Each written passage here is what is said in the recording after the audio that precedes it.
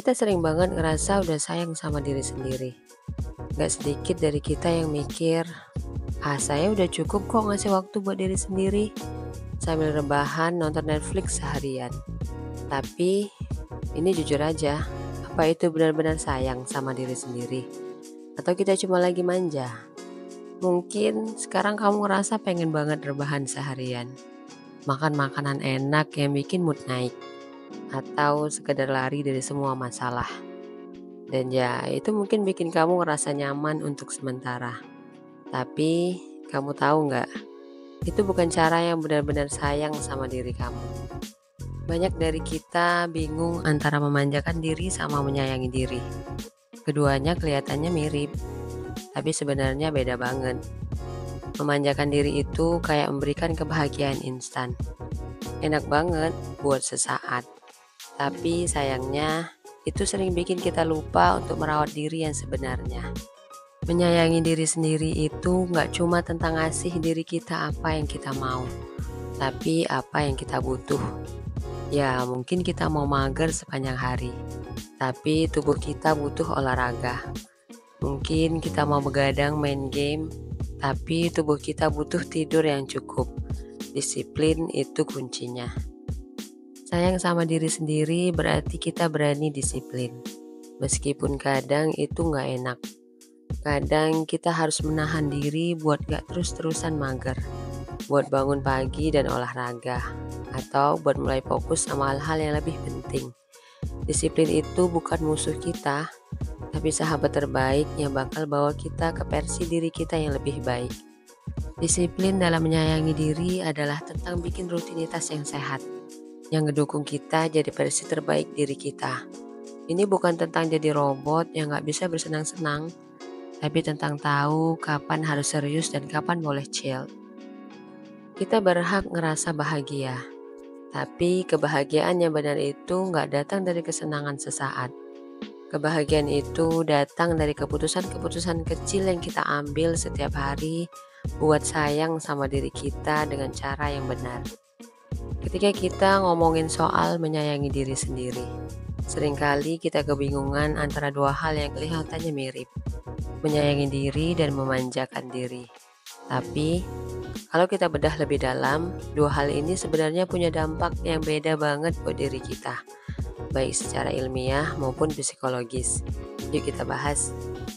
Memanjakan diri versus menyayangi diri. Memanjakan diri itu kayak kasih apa yang kita mau saat ini, tanpa mikir efek jangka panjangnya. Contohnya, rebahan seharian sambil nonton drama Korea, makan junk food setiap hari, atau begadang main game sampai pagi. Rasanya mungkin enak, tapi dampaknya belum tentu. Sebaliknya, menyayangi diri dengan disiplin berarti kita ngasih apa yang kita butuh supaya kita bisa tumbuh jadi versi terbaik diri kita. Kadang ini berarti bikin keputusan yang gak selalu enak di awal, kayak milih buat olahraga daripada mager, atau makan sayur daripada gorengan.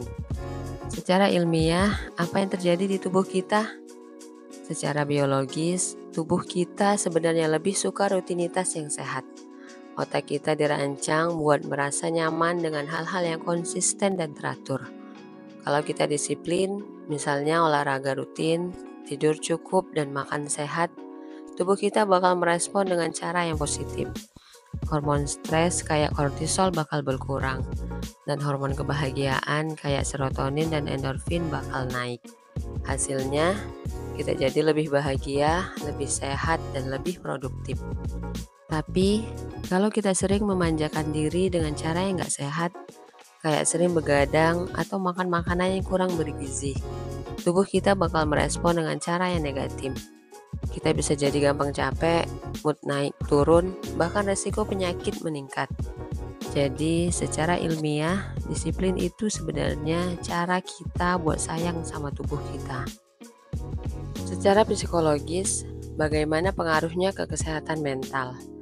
Dari sisi psikologis, memanjakan diri terlalu sering sebenarnya bisa bikin kita merasa kosong dan gak puas dalam jangka panjang. Kesenangan instan, kayak makan banyak junk food atau belanja barang-barang gak perlu, emang bisa ngasih rasa senang sesaat.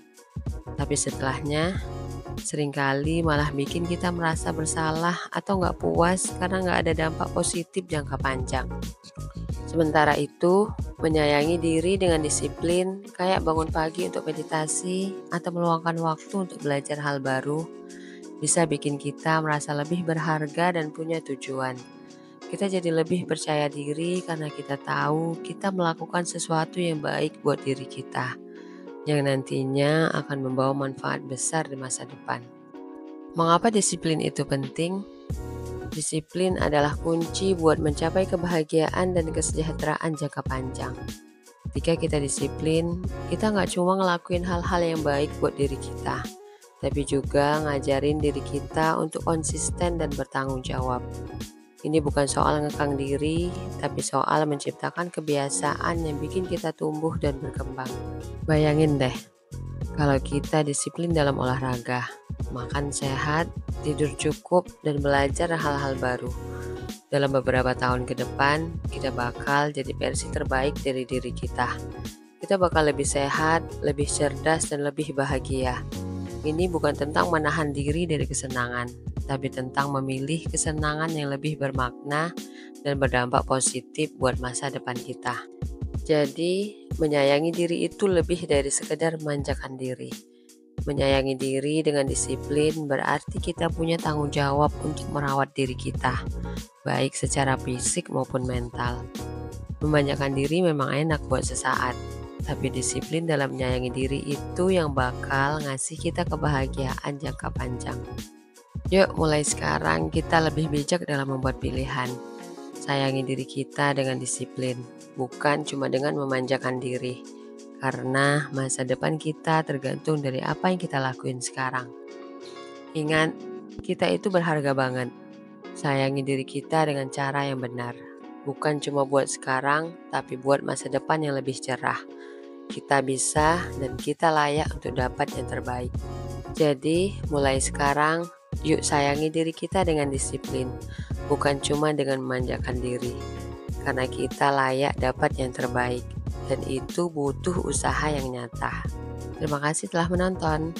Kalau kamu suka dengan video ini, jangan lupa untuk like, share, dan subscribe untuk mendapatkan video terbaik lainnya. Sampai jumpa di video berikutnya.